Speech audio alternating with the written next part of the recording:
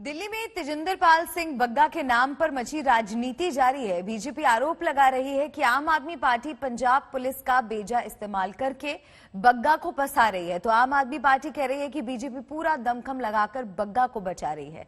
इन आरोप प्रत्यारोप के बीच 3 राज्यों की पुलिस चक्करघिनी हुई जा रही है।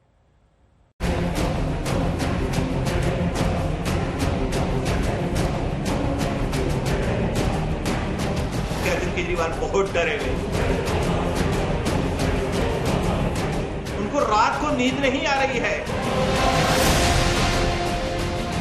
भारतीय जनता पार्टी का कार्यकर्ता उनसे डरने वाला नहीं। बग्गा के तेवर तल्ख हैं। वो अरविंद केजरीवाल के खिलाफ पहले से कहीं ज्यादा हमलावर हैं। अगर अरविंद केजरीवाल सोचते हैं कि सत्ता के बल पे, पुलिस के बल पे भारतीय जनता पार्टी के कार्यकर्ताओं को डरा सकते हैं, झुका सकते हैं, तो फिर से मैं उनको कहता हूं, आपको उन लोगों को जेल की सलाखों में डालना पड़ेगा जिन्होंने गुरु ग्रंथ साहब जी की बेदबी की। नहीं तो ये सवाल मैं बार बार पूछूंगा, और अगर इसके लिए मुझे 1 नहीं 100 FIR भी आपकी सरकार की झेलनी पड़े तो मैं उसके लिए तैयार हूं। इधर आम आदमी पार्टी बग्गा के बहाने पूरी बीजेपी को निशाने पर ले रही है।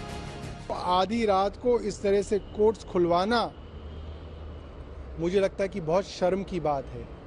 मैं उस समय का इंतजार कर रहा हूं जब CBI और ED राज्यों के अंदर जाएगी और राज्य सरकार की पुलिस CBI और ED को काम करने नहीं देगी, तब इस देश के संघीय ढांचे का क्या होगा। भाजपा जिस फेडरल स्ट्रक्चर के साथ खिलवाड़ कर रही है, भाजपा को उसकी बहुत भारी कीमत चुकानी पड़ेगी।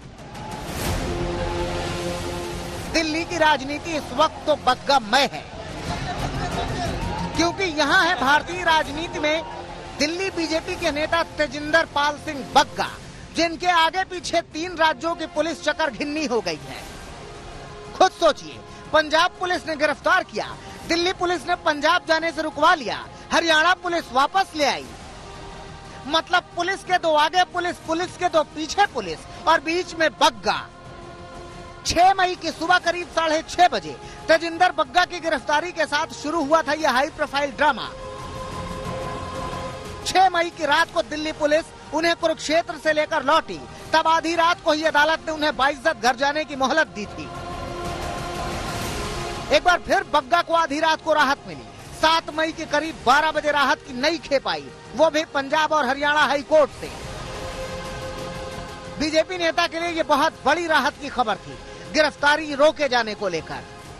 ये दर्शा दिया कि अरविंद केजरीवाल बहुत डरे हुए, उनको रात को नींद नहीं आ रही है कि किस तरीके से हमें जेल में डाले, किस तरीके से भारतीय जनता पार्टी के कार्यकर्ता जो उनसे सवाल पूछते हैं उनको जेल में डाले। मैं उनको कहना चाहता हूं, भारतीय जनता पार्टी का कार्यकर्ता उनसे डरने वाला नहीं।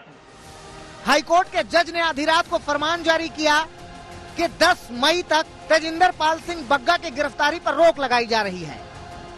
असीम राहत है और असीम खुशी है कि ये 2 दिन में बग्गा हो गई है। बग्गा क्या हो गया? बग्गा हो गई है। अच्छा जी, मशहूर हो गए आपके बेटे?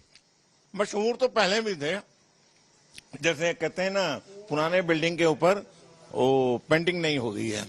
अच्छा 6 मई की फजीहत के बाद भगवंत मान की पुलिस ने तैयारी कर ली थी।